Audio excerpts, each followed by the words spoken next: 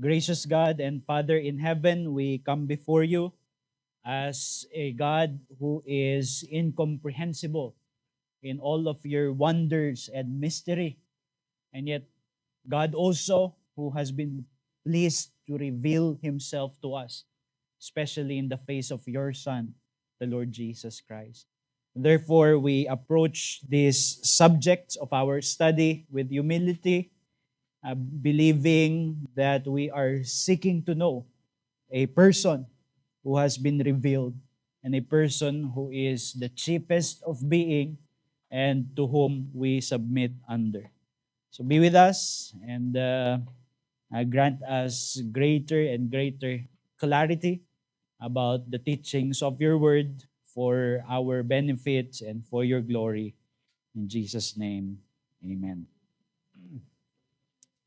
So ang ating serye ay pinamagatang They Shall All Know Me. And as you may remember, ito ay kataga na galing doon sa pangako ng bagong tipan that was that was stated in Jeremiah 31 that in the new covenant they shall all know me, says the Lord, from the least of them to the greatest. Ibig sabihin, pagpapala na ating tinanggap na makilala ang Diyos.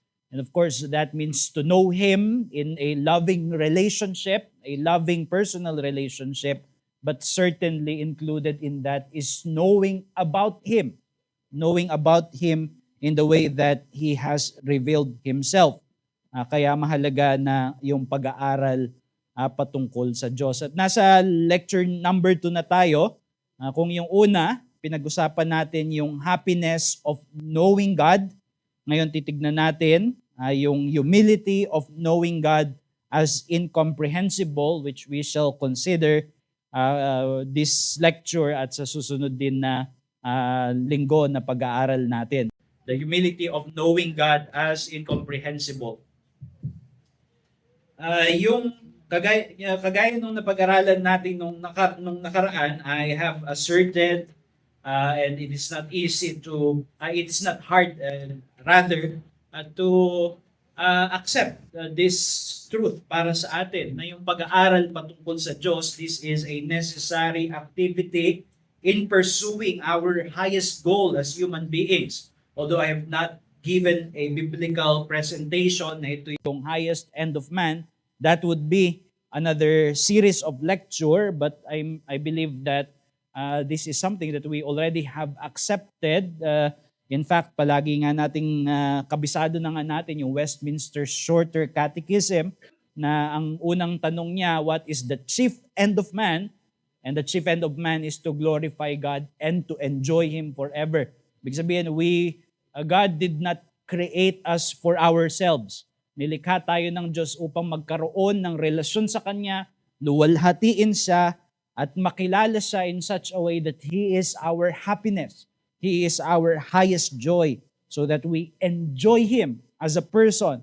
And kaakibat niyan yung pagkilala sa Kanya kung paano niya ipinahayag ang Kanyang sarili. That is why we study God. We study the doctrine of God. Now, ito ngayon yung tanong. As we approach this study, ang unang-unang tanong sa isip natin, or supposedly, and Christians, this is the beginning of this is the preliminary question of Christian theology. Can we know God?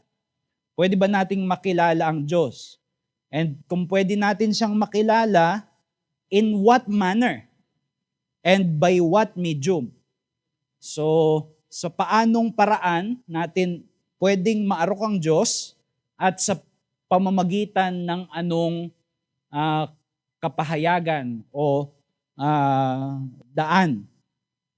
And the assertion of the Christian church throughout the centuries, across the ages, standing on the teaching of the scriptures, is that God is incomprehensible. Ibig sabihin, hindi natin kayang arukin ng Diyos in one way. But He is knowable because He has revealed Himself. And He is knowable only as He has revealed Himself. So merong Diyos na hindi kayang arukin ng limitadong isip ng tao.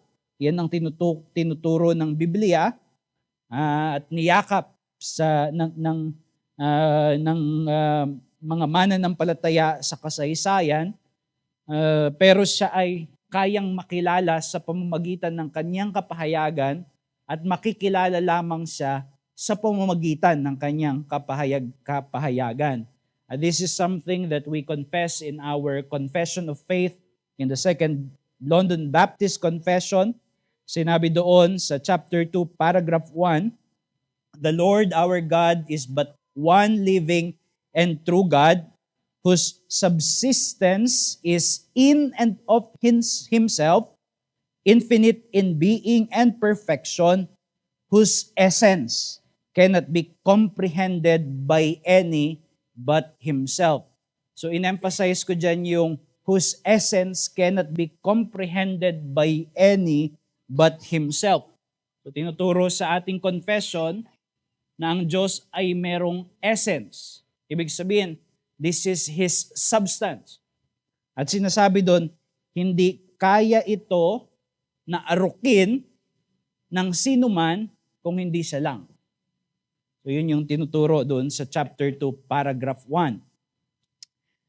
And then, mahalagang kaduktong niyan yung nasa chapter 7, paragraph 1, which is tungkol naman sa covenant. Hindi natin pag-uusapan yung covenant sa series na ito, pero ang simula nung sa chapter 7, paragraph 1, sabi doon, the distance between God and the creature is so great. The distance between God and the creature is so great. Masyadong dakila yung pagkakaiba ng Diyos at saka nung nilikha. That although reasonable creatures do owe obedience to Him as their Creator, yet they could never have attained the reward of life, but by some voluntary condescension on God's part, which He has been pleased to express by way of covenant. So hindi ko hihimay-himayin muna yan sa larangan ng pakikipagtipan ng Diyos, although we will touch just a little about it. Pero ang ina-affirm sa ating confession, ang Diyos ay sobrang dakila at yung tao ay iba sa Diyos, yung creature ay iba sa Diyos, so that if God would have a relationship with these creatures, God must stoop down, so to speak. God must condescend. Kailangan niyang bumaba sa kapahayagan at sa pakikipagtipan sa tao. Sabi nga ni James Renihan sa kanyang comment dito sa chapter 7, the necessity of covenant is rooted in the creator-creature distinction. God's incomprehensibility is the basis. The profound doctrine of God expressed in chapter 2 must come to mind. God is a unique category of being who stoops to reach down His creatures. So yun din yung sinabi ko, magkaiba ang Diyos at yung creature. The distance is great. There is a great chasm that separates God and the creature. So that if God would have a relationship with man, beginning with making Himself known to man, hindi pwedeng makilala ng tao ang Diyos sa kanyang essence, kung hindi only as He has condescend, only as He has stooped down in order to reveal Himself. So this is a doctrine that is confessed in our confession of faith. So ngayon, titignan natin ito, of course, batay sa scriptural basis. So batay sa scriptural basis nito, and we will, in order to understand the doctrine of God's incomprehensibility, ang tamang starting place is what is called the creator-creature distinction. Yan yung sinabi dun sa chapter 7 ng confession natin, na the distance between God and the creature is so great. So it distinguishes the creator and the creature. And where do we start? Well, we start where the Bible starts. Genesis 1 verse 1. In the beginning, God created the heavens and the earth. So He created the heavens and the earth. Alam niyo ba kung ano yung heavens and the earth? Yung Hebrew, according to Hebrew scholars, wala siyang word na meron tayo ngayon. Halimbawa, we speak of the universe. O kaya yung Greek, yung cosmos, cosmic. Ibig sabihin, everything. Walang ganun yung Hebrew. So ang ginagamit niya ay heavens and the earth. And it compasses everything that has been created, whether visible or invisible, whether spiritual or the material realm. And dito makikita natin, sa pagbukas mo pa lang ng Biblia, unang-unang page, the very first distinction that is introduced in the scripture is God and everything else. Sabi diyan, in the beginning, God created everything, heavens and the earth. Yung isa sa favorite theologian ko, si Cornelius Van Til, sa klase niya palagi niyang ginagawa daw yung kabisado na ng student niya. Ang laging nasa blackboard ay yung God and then everything else.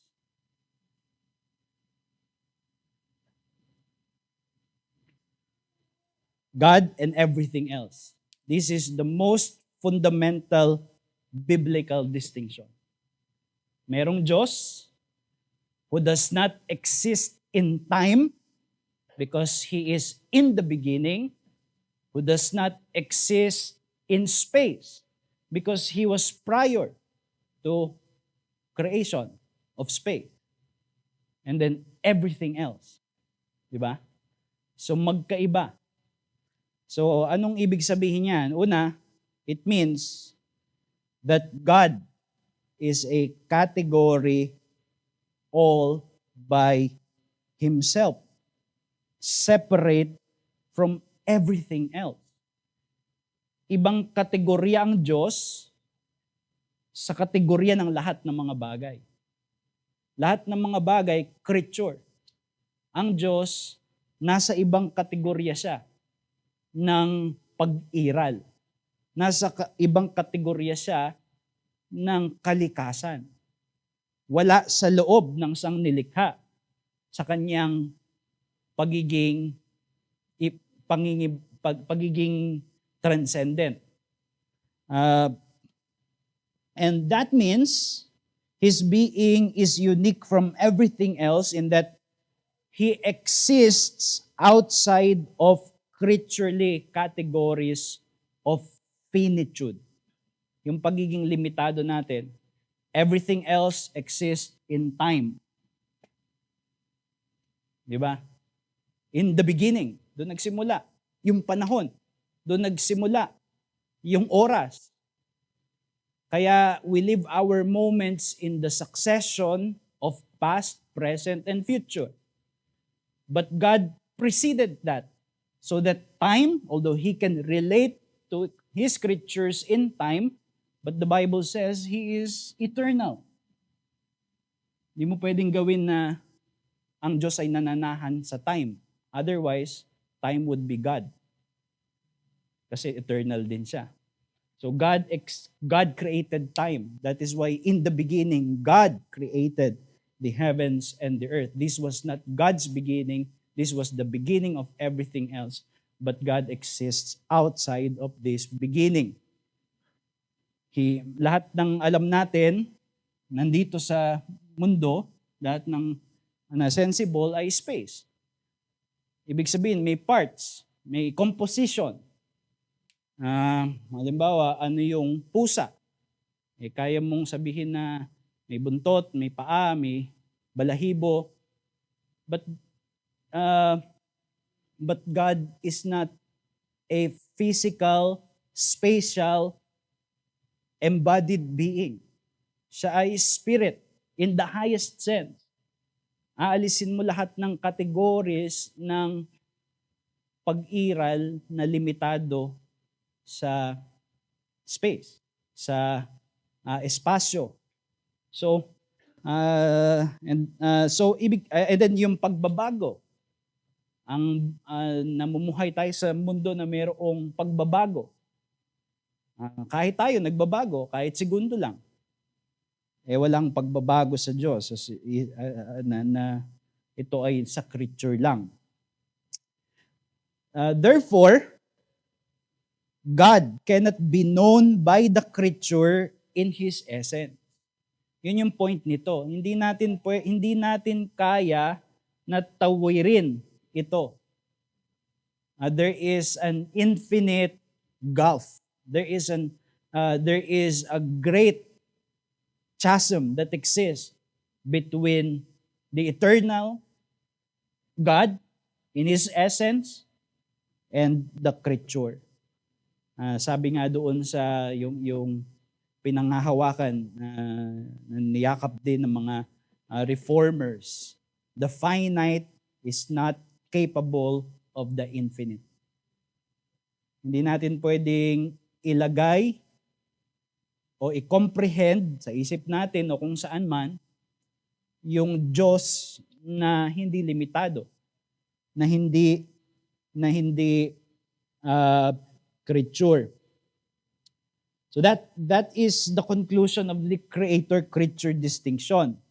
That God cannot be known by the creature in His essence. Only God, yun yung sabi sa confession natin, di ba? Only God can comprehend Himself as He as He truly is in His being. Because we can never cross that bridge. Pero hindi tayo pwedeng umakyat para maging Diyos, pero ang Diyos pwedeng magpakababa para abutin tayo. And doon pa lang makikita na natin na ang central redemptive and revelational act of God is the incarnation. Kasi ang Diyos bumaba talaga at naging kagaya natin, di ba?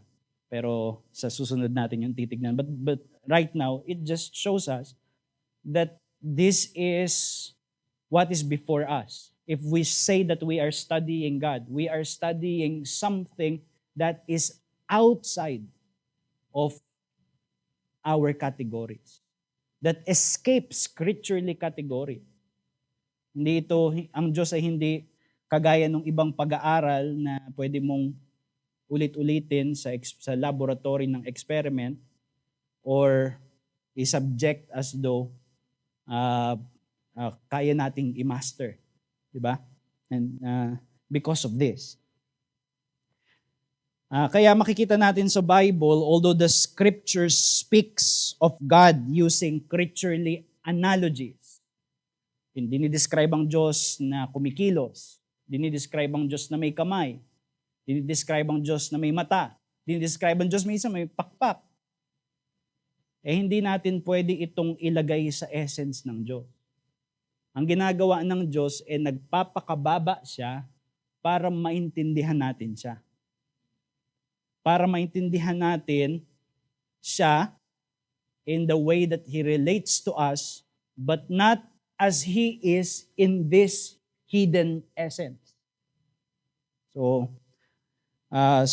merong mga creaturely analogies sa Diyos and it provides us with true knowledge of God as a creature could receive.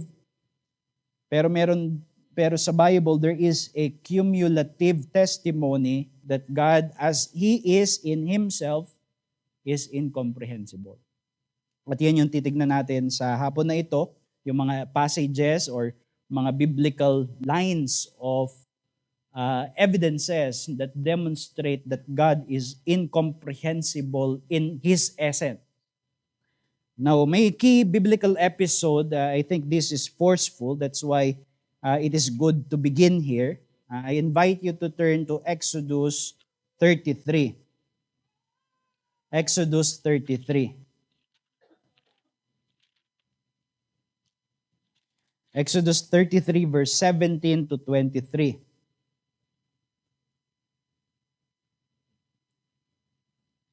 Simulan natin dun sa verse 12. Moses said to the Lord,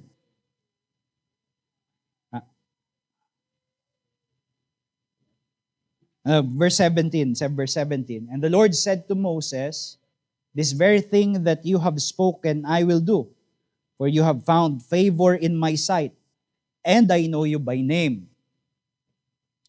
Moses said, please show me your glory. Verse 19, and he said, I will make all my goodness pass before you, and will proclaim before you my name, the Lord. And I will be gracious to whom I will be gracious, and I will show mercy on whom I will show mercy. But he said, you cannot see my face, for man shall not see me and live. And the Lord said, behold, there is a place by me where you shall stand on the rock. And while my glory passes by, I will put you in a cleft of the rock, and I will cover you with my hand until I have passed by. Then I will take away my hand, and you shall see my back, but my face you shall not see. Kung iti-take natin yung passage na ito in a literalistic way, na hindi nire-recognize yung significance ng gustong ipakita sa atin dito, yun lang yung may mukha ang Diyos, ayaw niyang pakita, bakit, nahihiya ba siya, tapos ang nakita lang tuloy ni Moses yung likod ng Diyos. Paano mo ipipaint sa higante na may likod, hindi ganun, di ba, yung pagbasa dito. Ang pinapakita dito yung face of God, as our face is a direct face-to-face vision. Ibig sabihin, doon nagkakaroon ng direct sight, direct vision. Seeing the face of God should refer to a direct vision of God's essence. It is seeing God as who He really is. It is seeing God in His bare, naked essence. Pero din ninayon kay Moses, on the grounds that it is not possible for creatures to receive a vision of God that is unmediated. Yung walang medium. Kung saan ibinababa ito in a way that we can handle as finite beings. Kapag walang medium, pag direct vision, ang result, sabi dito, death. Obliteration. We will be obliterated because we cannot handle the infinite. Kaya ang sabi dito ng Panginoon, hindi niya makikita yung muka. Yung important dyan na sinabi, you cannot see my face, for man shall not see me and live. So instead of showing His face, anong binigay ng Diyos kay Moses? God allowed him to see his back. But even his back, tinago pa siya sa bato. And it demonstrates to us that the knowledge of God, that a vision of God needs to be mediated. It is not a perception of God's face. It is not a perception of God's essence in who He really is in Himself. And it must be mediated. Kailangan mediated ito. Kaya nga, yung hindi naman tinago sa atin yung fulfillment nito, mababasa sa next chapter, in Exodus 34 verse 5 to 7, ang tinutukoy pala sa God's back is revelation. Not of Himself, not of God as He is in Himself, but of God as He relates to us in His goodness and grace in the covenant. Yun yung mahalaga doon, di ba? Yun yung sinabi sa confession natin. Kasi sabi diyan sa verse 5 to 7, the Lord descended in the cloud and stood with him there and proclaimed the name of the Lord. So walang likod na literal na nakikita. Ang tinutukoy dito, yung pagpapahayag.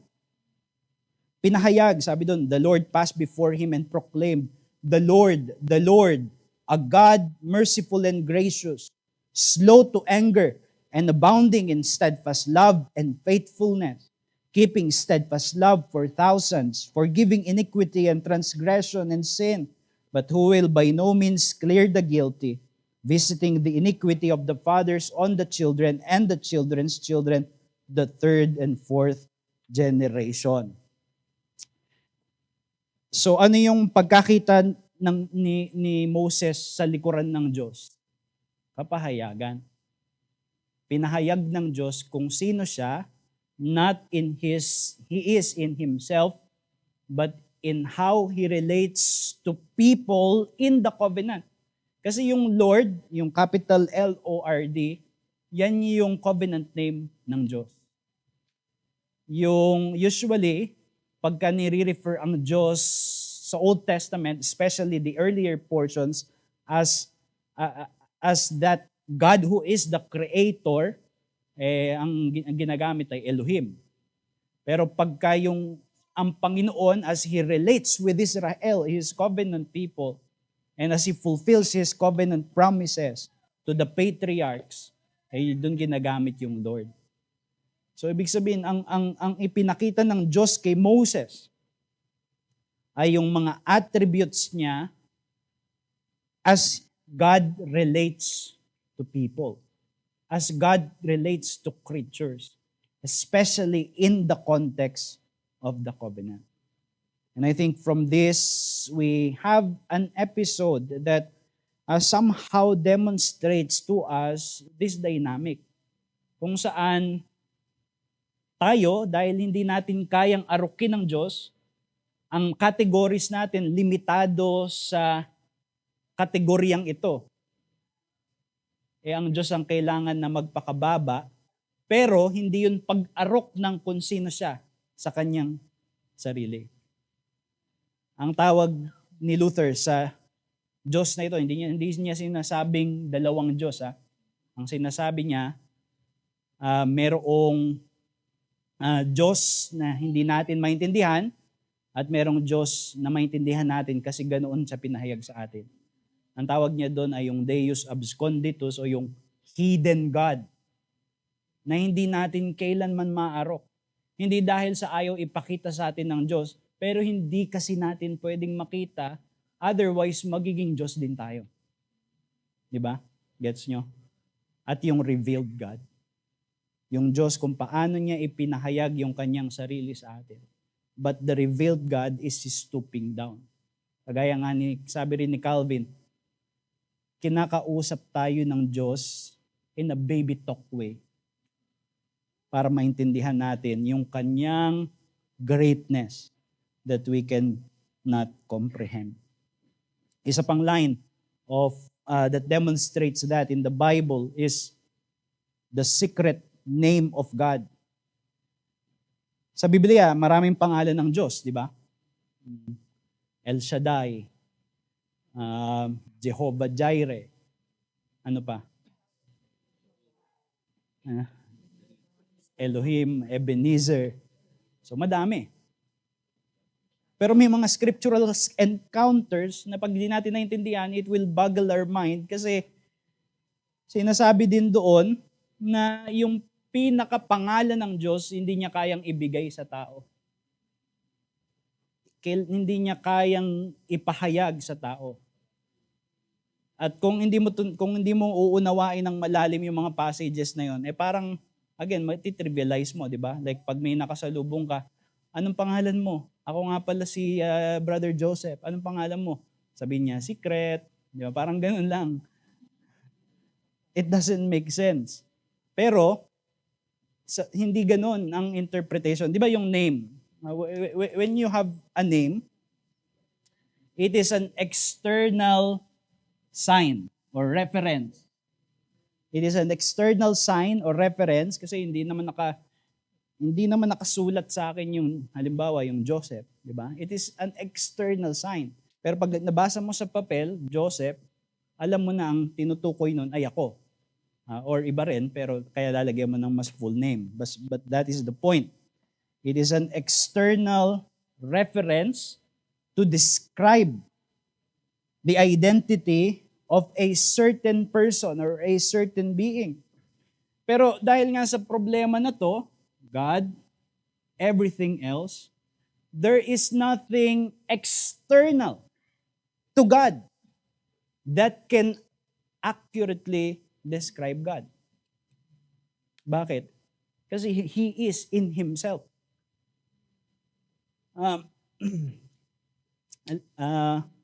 Di ba sa mga nag-aaral ng science, may mga may mga scientific name pa yan na tinatawag. Tapos sa scientific name, merong, ano bang tawag doon? Class? Tama ba? Or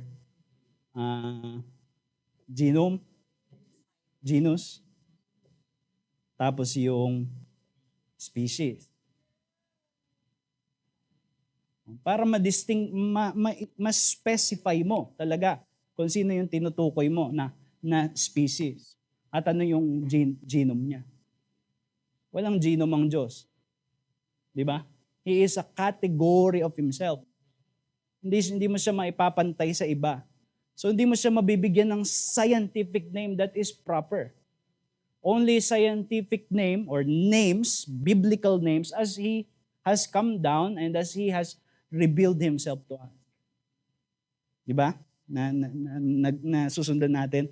Kaya ang daming pangalan sa Bible, but in another sense, walang pangalan ng Diyos na talagang proper sa Kanya except that He stooped down para mapangalanan siya. Makikita na natin yan actually sa Exodus 3 verse 13, di ba? Sabi doon, ito yung encounter ni Moses sa burning bush. Tapos si Moses, tinatalaga siya ng Panginoon para dahil matapat siya sa pangako niya sa covenant kay Abraham na gagawing bansa yung lipi ni Abraham.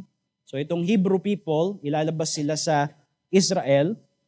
Tapos ang tanong ni Moses after nung sinabi ng Panginoon, pagpunta ko dito sa Israel, pagpunta ko dito sa bayan na ito, tapos tatanong nila sa akin, anong pangalan niya? Ibig sabihin yung Diyos na nagsugo sa iyo, what is His name? Diba yun yung Exodus 3 verse 13 and 14. What is His name? What shall I say to them? Anong sagot ng Panginoon? God says to Moses, ito yung sagot niya sa pangalan niya, I am who I am. That's hardly a name, di ba? Dapat yung I am, ito ka, yan yung I mo. Tapos kailangan na mag-indicate kung ano ka diyan, di ba? Parang para mabigyan ka, kailangan ma-specify ka, di ba? Halimbawa, I am Joseph, mangahas, para mas specific. Lumaki sa Bulacan, mas specific pa. Pero hindi mo nga pwedeng gawin yun sa Diyos, di ba? Kaya ang masasabi lang niya, I am who I am. Parang God is God because He is the only one that could describe Himself. He is a separate category all by Himself. Kaya hindi maarok yung kanyang pangalan. Si Jacob, sabi niya, then Jacob asked him sa Genesis 32 verse 29, please tell me your name. But he said, why is it that you ask my name? And there he blessed him. Hindi niya sinabi. Why is it that si Jacob, alam niya, natuto siya sa tatay niya, di ba? Sa lolo niya, sa tatay niya, tungkol sa Diyos na katipan nila, na ang pangalan, nandoon na yon bago pa si Moses, ang pangalan ay Yahweh, Lord. I am. So bakit niya pa tinatanong yung name? Kasi nga, ang pinapakita dito sa pagtanong ng pangalan ay yung kagustuhan na maarok siya, makita siya kung sino talaga siya. At hindi yun sinasabi ng Panginoon. Judges 13 verse 17 to 18, Ito yung declaration ng kapanganakan ni Samson sa Judges, sa kanyang mga magulang. And Manoah said to the angel of the Lord. Mahalaga yung angel of the Lord sa Old Testament. Di ba napag-usapan natin yung Trinity nung last Sunday? At sa Old Testament, bagamat hindi pa ito fully comprehensible na merong Trinity, pero makikita mo na doon yung seeds. At isa nga doon ay yung angel of the Lord, yung Malak Yahweh sa Hebrew. Sino ba ito? Kasi on the one hand, ang tawag sa kanya angel or messenger of the Lord. So hindi siya si Yahweh in one way, pero wino-worship siya. At yung mga tao na nakakakita sa kanya, tinuturing siya na siya si Yahweh.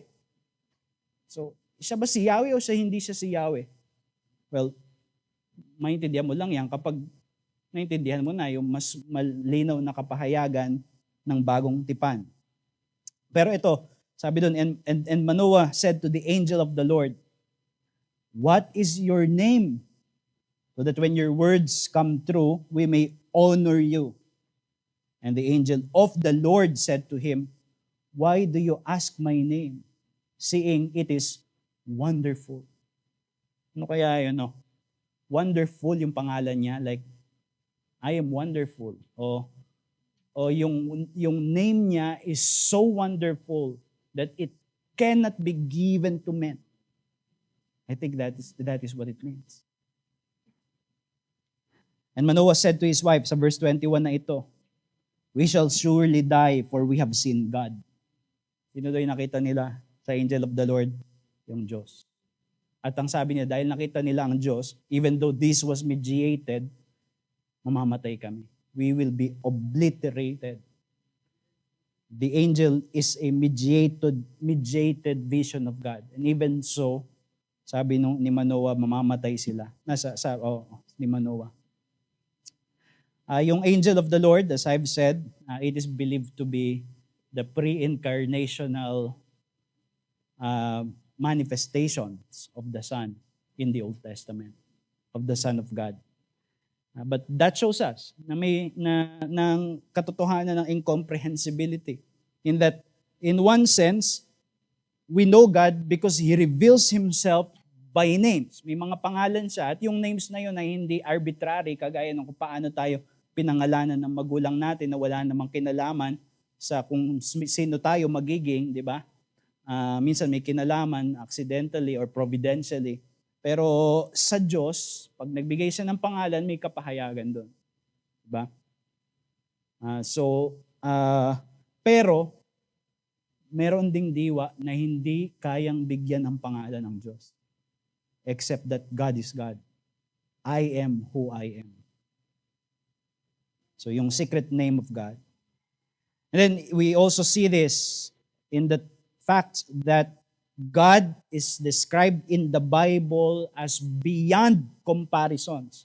And this is a paradox. Because in the Bible, in one sense, God is compared to a lot of things. He is rock. He is, he has wings. He is like a man walking in the garden. He is, marami pa, refuge. Maraming description ng Diyos, maraming comparisons ang Diyos. Pero in another sense, sinasabi sa Bible na hindi talaga siya kayang may compare. And again, it shows to us that revelation is condescended. Revelation is baby talking. Pero pagdating sa essence ng Diyos, He escapes comparison. Isaiah 40 verse 17 to 18. All the nations are as nothing before Him. They are accounted by Him as less than nothing and emptiness. To whom then will you liken God, or what likeness compare with Him? Saan siya pwedeng ihalintulad? Walang maipaghahalintulad sa Diyos properly. Bakit? Kasi nga, ito siya. Ibang kategorya dito. Di ba? Paano mo ihahalintulad yung nasa ibang kategorya ng pag-iral sa pag-iral ng lahat ng bagay? walang makukumparahan ng Diyos in a proper way. So all the comparisons that we have in the Bible are God stooping down in order for him to be understood by the creatures in a limited, finite, creaturely way. Isaiah 46 verse 5, "To whom will you liken me and make me equal and compare me that we may be alike?" The rhetorical question expects a no. None. Walang maihahalin tulad ng Diyos. Hindi kagaya ng mga idols, especially sa Isaiah, ang context nito ay idols.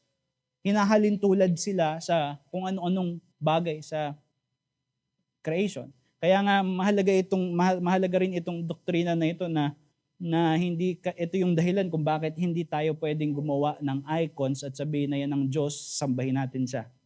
'Di ba? Kasi nga dahil dito walang proper comparison. And we will be blaspheming the essence of God pag sinabi natin itong bagay na ito ay essence ng Diyos. Hindi pwede. Wala siyang comparison. Sa Isaiah 6, 'di ba? Si prophet Isaiah, ito yung kanyang commissioning, patay na si King Uzziah, matagal na naghari sa Israel, tapos namatay na, nandun siguro si Isaiah nasa templo siya nananalangin, tapos ano nangyari? Bigla siyang nakakita nung vision nung heaven, yung totoong temple, kung saan nakaupo ang Panginoon. Diba? There I see the Lord seated on His throne. Nakaupo dun sa throne. Tapos wino-worship ng mga angelic beings. Wino-worship siya ng mga seraphim. Yung picture ng mga seraphim sa mga sa mga usually sa mga naka-paint sa cathedral, may mga baby na may pakpak. Yung description, yung una, yung seraphim, ang ibig sabihin nun ay fiery ones. Burning ones, flaming ones. Ibig sabihin, they are glorious creatures. Yung tipo na pag nakita mo, matatakot ka, hindi ka na makakapagsalita ng ilang araw because of how glorious creatures are them. Tapos, sinabi doon yung seraphim, meron silang maraming pakpak, dalawa nakakover yung kanilang mata. May dalawa na nakakover yung paa, tapos may dalawa na panglipad. Nandun sila sa trono ng Diyos, sumasamba kay Yahweh, tinatakpan nila yung kanilang mata. Actually, mediated vision na yun dahil nga hindi naman tayo nakakarating sa essence ng Diyos. Pero tinatakpan pa rin nila yung kanilang mata. Si Isaiah, hindi niya tinakpan yung mata niya. Kaya anong sabi niya? Woe is me. I will die. I will be obliterated. Bakit? Kasi nakita ko ang Panginoon. So yun yung sabi niya. Yung worship ng mga angels doon sa Isaiah 6, holy, holy, holy. And yung holy, it may indicate moral purity. Many times sa Bible, pag sinabing holy, it is morally consecrated. Kasi ang ibig sabihin lang ng holy, yung pinaka-root word niya ay cut. Parang hiniwalay, separate. But in the context of Isaiah, especially dun sa nakita natin, Isaiah 40, Isaiah 46, at saka yung vision ni Isaiah, yung holiness dito, aside from moral purity or even higher than moral purity, is His utter otherness. His complete separateness. That He is cut above from everything else. And it is an object of worship in the Bible. So akala ni Isaiah ma-obliterate siya, pero hindi niya na-realize na mediated vision na yon. Diba John 12:41, ang nakita ni Isaiah, si Jesus Christ. Sabi ni Jesus yun. Sabi ni John, Isaiah saw His glory. nakita ni Isaiah yung glory ni Christ. So, wala siyang comparison. Lahat ng comparison ay nakikilala natin ang Diyos sa comparisons, but those comparisons uh, are the best that we could comprehend God with, because that is the way that God can reveal Himself to us. Because He cannot reveal Himself to us in His essence. There is just no way. And then yung God's incomprehensibility is simply stated and described in the Bible. John 1 verse 18, no one has ever seen God. That is a declaration sa New Testament. Wala daw nakakita sa Diyos. God, the only Son, who is at the Father's side, He has made Him known. Ang nakakita lang sa Diyos ay God the Son. Kasi Diyos siya. Dahil ito yung Trinity, di ba? Only God has seen God, and God who has come down can reveal Himself to us in a creaturely way by becoming a creature Himself sa incarnation. 1 Timothy 3 verse 15 and 16. He who is blessed and only sovereign, the King of kings and Lord of lords, who alone has immortality, who dwells in unapproachable light.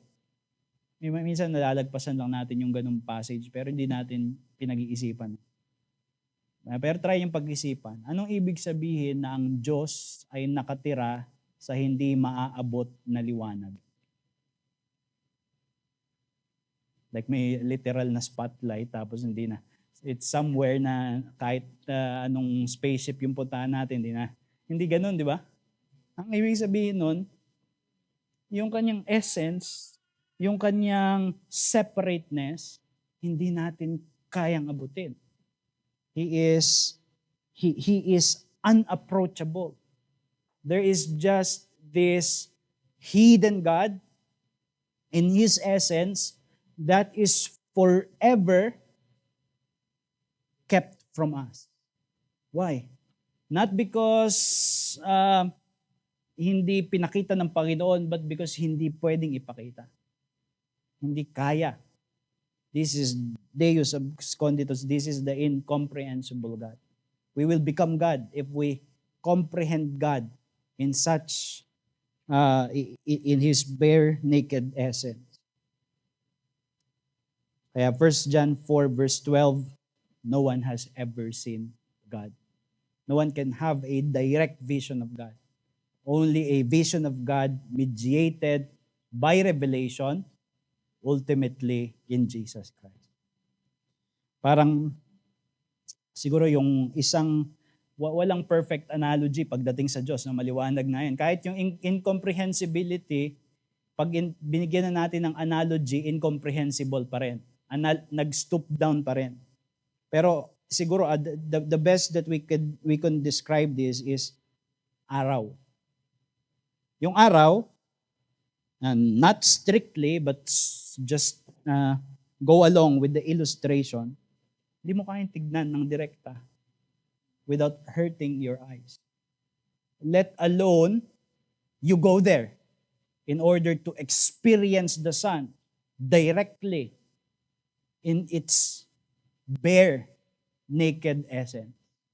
Ano mangyayari sa'yo? So, obliterated ka. Yun ang Diyos. In a higher sense. That He is, that we cannot go to His essence without being obliterated by His greatness and otherness. Pero, alam natin yung sun. It brightens our days, di ba? It warms our winter. Wala man tayong winter. Sana meron, minsan iniisip natin. Nakikita natin yung beams. In fact, we see everything because of the light that it provides. But our experience with the sun and our experiential knowledge of yung araw, is only by its rays and beams and warmth. Never by going there and being and experiencing the sun in its essence. So there remains an incomprehensible God, and the God who has revealed himself to us, but even in his revelation, he is incomprehensible.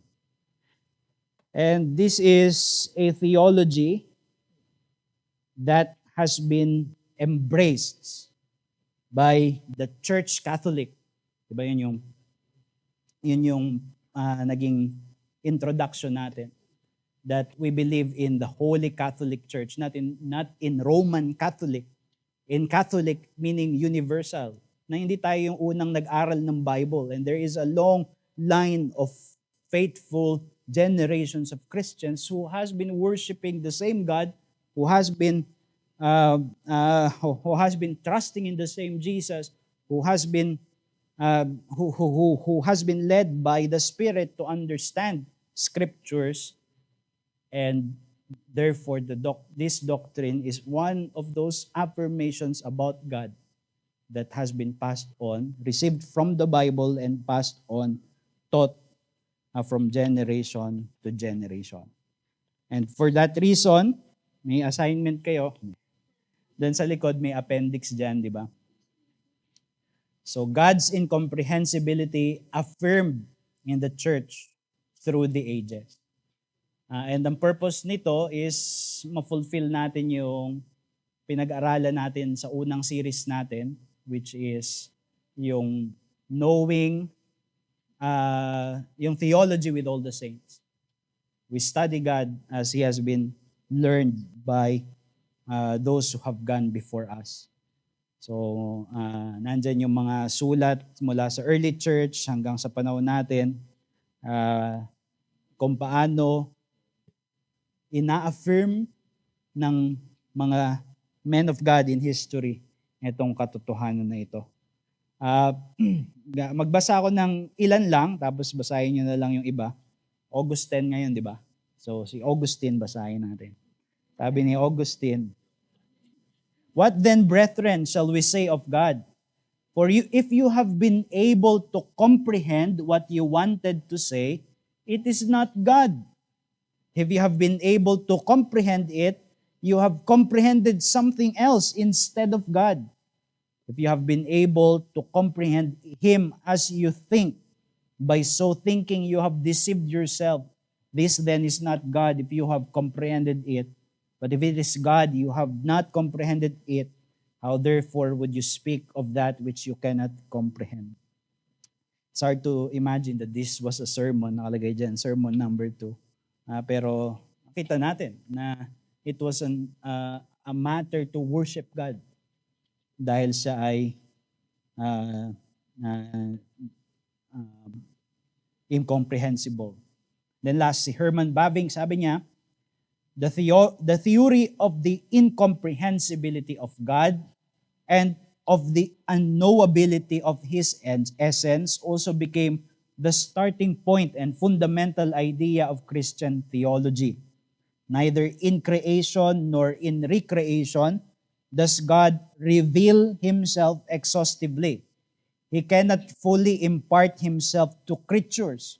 For that to be possible, they themselves would have to be divine. There is therefore no exhaustive knowledge of God. There is no name that makes His essence known to us. There is no concept that fully encompasses Him. There is no description that fully defines Him.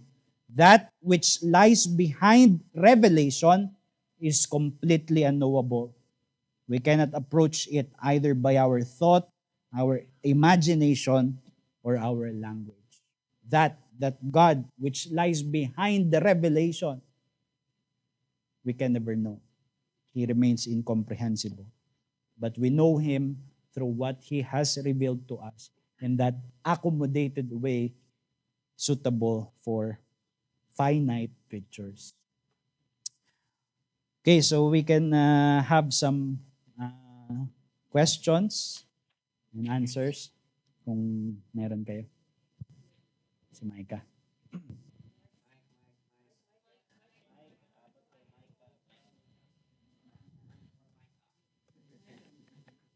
Hello. Yung tanong ko sa future glory, sa glorified state, up to what extent natin makikilala ang Diyos or may reveal So ang it is a greater vision, definitely, no? Kaya nga sabi sa Beatitudes, blessed are the pure in heart, for they shall see God. Pero we cannot, kasi yung theology, we compare scriptures with scripture, we cannot interpret that to mean na makikita natin siya in His essence. Kasi si Christ yung ating mediator na sa lahat ng bagay. Which means our vision of God will be mediated by the Son. Kaya yung sinabi dun sa 1 John, di ba? Yung pagbalik ni Christ, we shall become like Him, for we shall see Him as He is. Tapos sabi ni Jesus, those who have seen me have seen the Father. So there is always the mediation of the Son para makilala natin ang Diyos. Kasi yung nangyari doon sa sinabi doon sa condescension, di ba? Para makipag-relate ang Diyos sa atin, kasi ang laki ng distance, kailangan niyang bumaba sa revelation. Kailangan niya na maintindihan natin siya by analogies. Kasi hindi natin kayang pumunta dito. Well, ultimately, nangyari yun kay Christ. Like, hindi lang analogies. Bumaba siya, naging creature. Kinuha niya yung katawan natin para ipahayag ang Diyos at para ibalik tayo sa Diyos. Kaya, kaya nga ang title nito, kasi nga, first pa lang to, yung humility of knowing God, di ba? Sabi ni Paul, through the wisdom of men, the world did not know God. Di ba? So, yung mga tao, iniisip nila, para makilala ko ang Diyos, gagamitin ko yung aking bare rational capacity para maintindihan, maka-ascend yung reason ko papunta sa Diyos. Tapos ang sabi ni Paul, ang nagpapakilala sa Diyos ay yung foolishness ng preaching about Christ. And it is foolishness kasi isinasabi mo na maaabot ko yung kataas-taasang purest idea or yung bottom ultimate reality of all things sa pamamagitan ng isang karpinterong ipinako sa krus. That is why yung kailangan ng humility. Kailangan ng pagpapakababa para tanggapin ang kapahayagan ng Diyos kung paano niya ito ibinigay sa atin kay Jesus. So it is always mediated by Christ, never a direct vision of God's essence.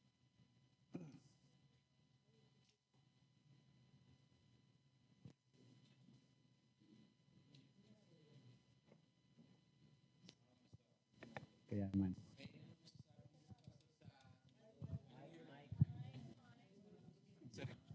Pastor, about the word, because in the beginning was the word, and ganun. So, kapahayagan din ba yun? Pangalan niya ba yun? Yung the word specifically, nagre-refer siya sa second person of the Trinity, di ba? Si Jesus Christ. So, ano bang... Ano siya, ibig sabihin, ano ba siya, kapahayagan din siya. Sa mapag-aaralan natin yung doc kasi actually kasunod na nung incomprehensibility yung revelation. Parang ito yung simula na incomprehensible ang Diyos, hindi natin siya makikilala, pero nagpakababa siya para ipakilala niya yung sarili niya sa atin by way of revealing Himself in creaturely capacity. Yung revelation na yon, matatagpuan natin both sa book of creation o yung nature at saka sa redemption sa Bible, special revelation. So, So sa creation pa lang, sa paglilikha pa lang, it is already a revelation of God. So, kaya isang bagay na kailangan natin maintindihan, tayo mismo bilang tao, we are inescapably a revelational creature. Bakit? Kasi paano tayo dinidescribe sa evolution? Tayo ay unggoy, di ba, na naging tao. Pero yung Bible, ang description sa atin, ang pagiging tao ay pagiging image of God. So that means we cannot comprehend even ourselves without being referred back to God. So revelation talaga tayo ng Diyos mismo. So in one sense, hindi natin makilala ang Diyos, but because He has revealed Himself, hindi na natin hindi makilala ang Diyos. Like wala nang paraan ngayon na yung tao ay kahit ipikit niya yung mata niya, he will be confronted with the knowledge of God. So yun yung doctrine of revelation. Si Saint.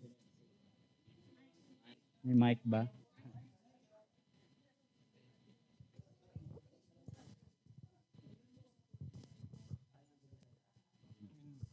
Yun pas na sabi mo na rin na nakalimutan ko pero yung sabi mo na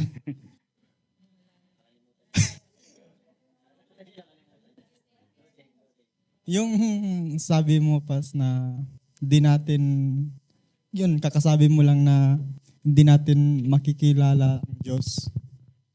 Pero yun sabi mo na we are image of God. So in a sense paano ba? Meron akong tanong kanina nakalimutan. Kasi yung iba by mere rational na kaya na yung gusto nila na so tinitingnan nila yung sarili nila para pero in the end yun din parang naging idol.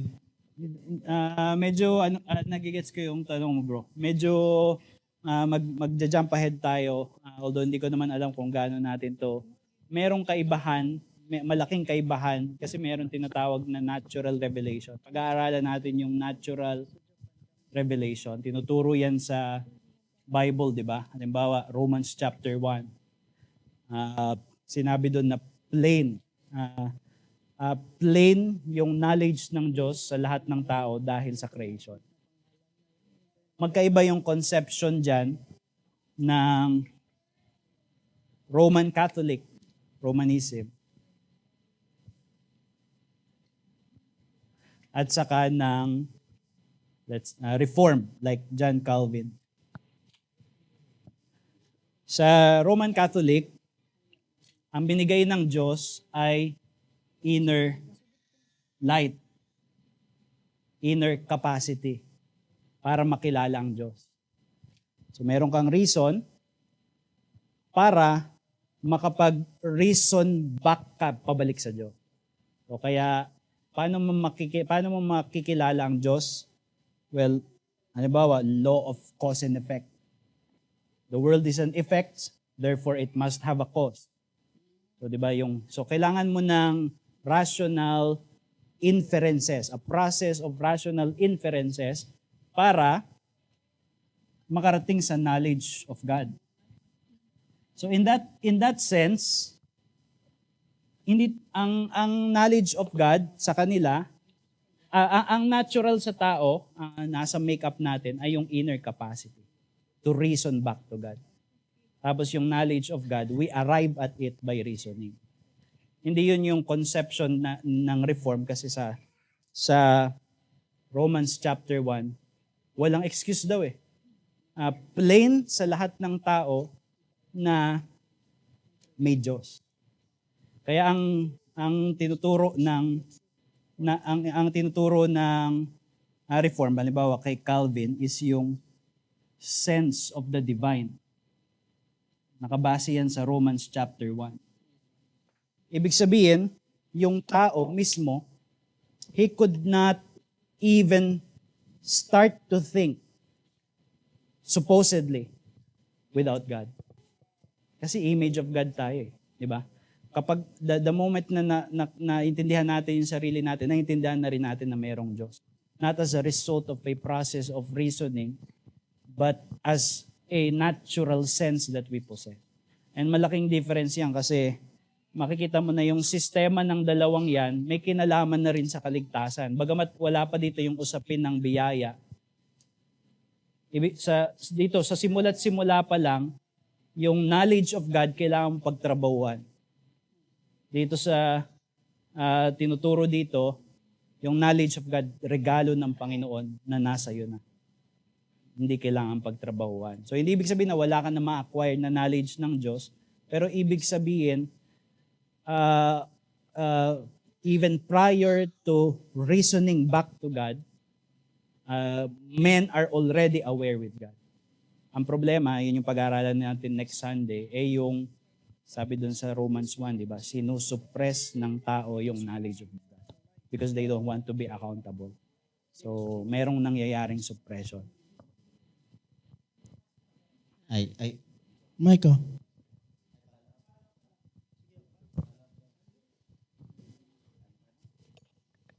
Sorry yan. Follow up ko lang pas yan. I think yun yung galing kay Aquinas, di ba? Yung inner light. Na parang sinasabi na we have a capacity to know God. Though sinasabi na parang kay Aquinas hindi innate yung knowledge. Pero kasi di ba, even in Reform naman, hindi naman natin din sinasabi na innate yung knowledge as if na tayo ay merong parang hindi naman, kumbaga naniniwala din tayo na we attain knowledge through acquiring it by reason. Though yun nga, yung knowledge of God, I think kay Babing ata to, malalaman mo siya, malalaman mong may Diyos, parang pagbukas ng mata mo, alam mo nang may awareness ka ng Diyos. Pero it is attained through reason, parang ganun. Hindi siya attained. Kasi pag sinabing attained, kagaya sa Romanism, merong binigay na reason, but you have to work out rational inferences para ma-attain mo yung knowledge of God. So, ibig sabihin, sa simula't simula pa lang, para makilala mo ang Diyos, kailangan mo magtrabaho. Pero doon sa idea na sinasabi ni Calvin, hindi sinasabi na nung baby ka, meron ka na agad doctrine of God sa isip mo, hindi gano'n.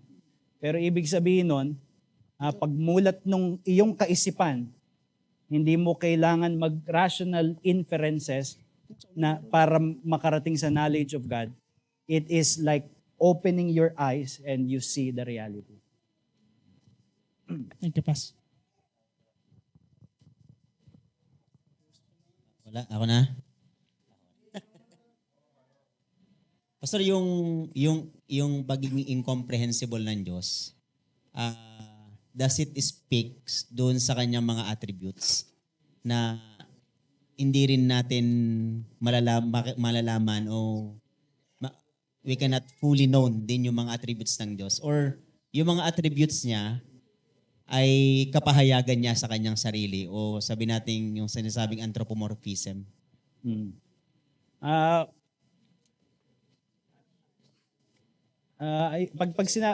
Yung kahit sa attributes ng Diyos, hindi yun direct sight ng kanyang essence. As it relates to us. Kaya nga merong pag napansin niyo yung theology, no, yung theology proper, yung pag-attain sa attributes ng Diyos. Iba-iba yung paraan niya. Yung isa ay via negation. Halimbawa, tayo ay ano ibig sabihin that God is Spirit? Na-affirm natin that God is Spirit, di ba? Hindi natin alam talaga kung ano yun, yung essence ng God is Spirit. Pero naintindihan natin yung God is Spirit only by negating all properties of matter, corporeality, limitations, physical. So yan yung tinatanggal mo, di ba? Negation. Tapos merong via excellence o eminence. All powerful. May concept tayo ng power, di ba? Now, gawin mong infinite yung power. All powerful. Omniscient. May concept tayo ng knowledge. Gawin mong infinite, di ba? So ibig sabihin, kahit na sa pag-aaral natin ng theology, nung attributes ng Diyos, ang ginagawa natin is yung knowledge ng Diyos ay ina-accommodate pa rin doon sa limitadong kaisipan natin bilang tao. Kaya hindi siya nakaka-arrive doon sa essence ng Diyos mismo as He truly is, as He comprehends Himself.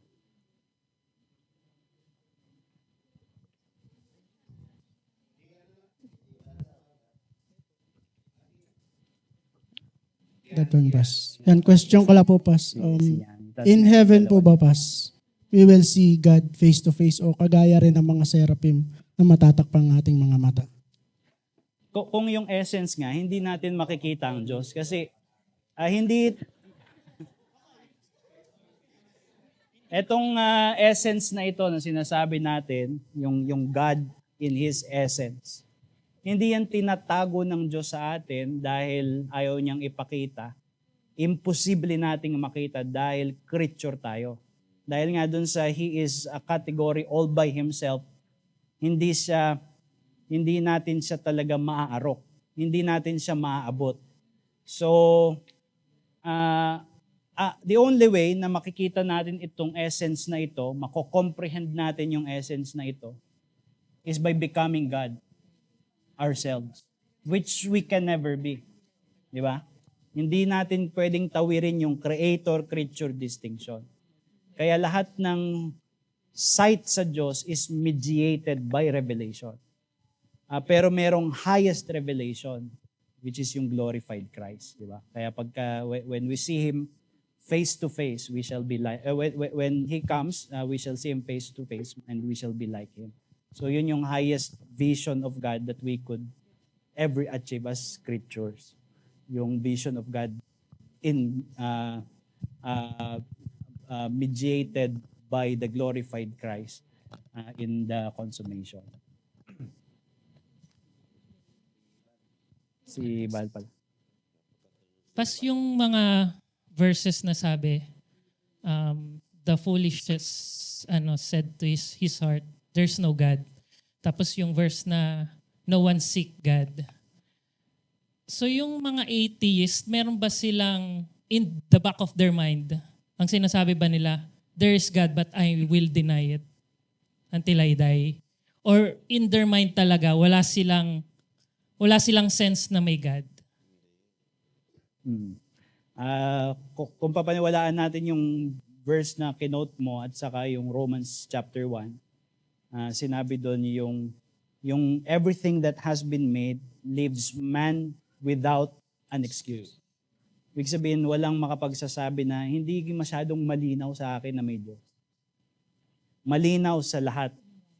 Maging sa mga atheists na itinatanggi nila na mayroong Diyos. So, ibig sabihin, at the deepest seat of their being, alam nila na may Diyos. Pero dinedeny nila. So walang makakapagsabi na atheist na fully talaga na wala silang doubt na naniniwala silang wala. Meron talagang inner voice na nagsasabi. So for example, they could have an intellectual persuasion na walang Diyos. Pero meron pa rin silang conscience that answers back to a lawgiver. Meron pa rin silang image of God pa rin sila. So inescapable yung knowledge ng Panginoon. Kaya hindi ko sasabihin na walang atheist. May mga atheists, pero at the core of their being, alam nila na mayroong Diyos. Atheists sila because they were intellectually persuaded na... So pag namatay sila, hindi rin sila mabibigla. Naharap pala talaga sila sa... Kasi meron talagang inner voice. Hindi sila mabibigla. Sige po.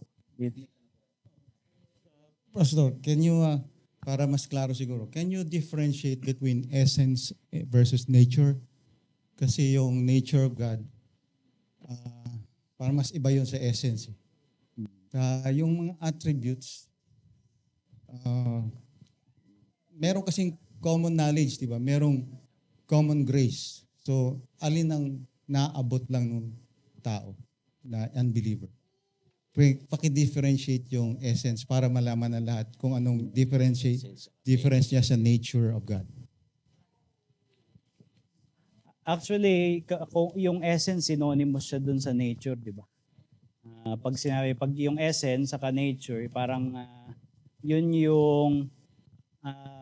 yung substance that makes a thing what it is. So kung sa term yung essence saka nature, parang parehas lang sila. Pero doon sa Christian theology, pagka ang dinidescribe talaga ay yung Diyos, kung paanong hindi siya maaabot ng tao, usually ang ginagamit na term ay essence.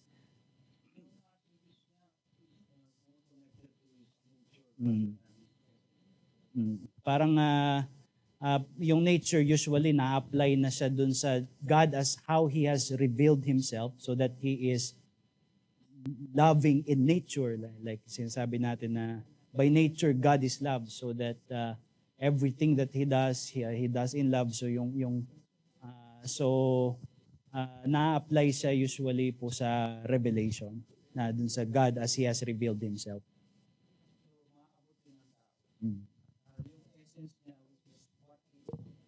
In Himself.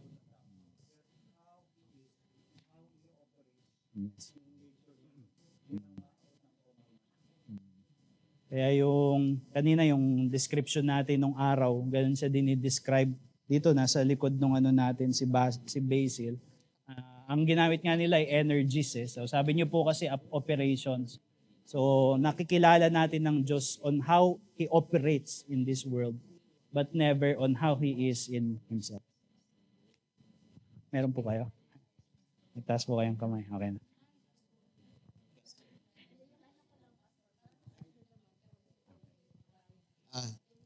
Mike. So, ito na din po yung question ng first question and then na-follow up. Then na question yung face-to-face nga po. So, yung, kasi di ba sa Revelation 22 meron sinasabi na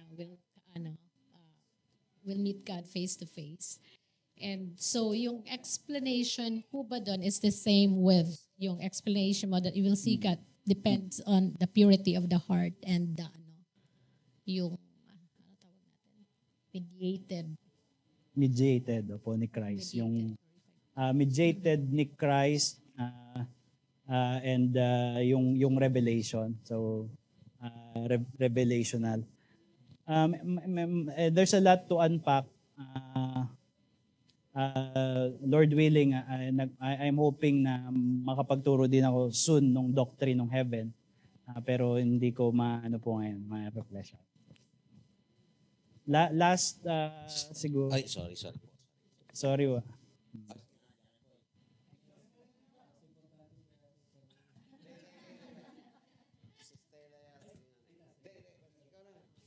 Ikaw na daw. De, ano lang po, dun sa time ni na Adam and Eve, mediated din ba yung revelation ng Diyos? I mean, kasi may verse po doon na narinig nila yung Diyos na naglalakad. Is it mediated or si God mismo yun? Mediated pa rin ng revelation. Yun nga, kasi nga hindi natin pwedeng makilala ang Diyos in His essence. So mediated siya palagi ng revelation. Kaya nga, yung pagtinignan natin sa garden, anthropomorphic yung description pa rin sa Diyos. Diba? Naglalakad sa garden, tapos hinahanap sila, Adam, nasaan kayo? As if hindi siya omniscient. So palaging ganun yung pagpapakilala sa atin ng Diyos, mediated by revelation. Tapos si Christ yung ultimate revelation. Okay, so let's tutuloy natin ito sa yung pag-aaral natin. Let's close in prayer. Our gracious God, we thank you for your goodness. We thank you that you have stooped down in order that we may have that covenant relation with you, to be our God and we be your people. And so we ask that you would help us to appreciate this truth for the comfort and consolations of our souls, knowing that you are our highest good and eternal happiness. And so we commit ourselves to you in what we have studied. Make this life indeed in our experience. We pray this in Jesus' name. Amen.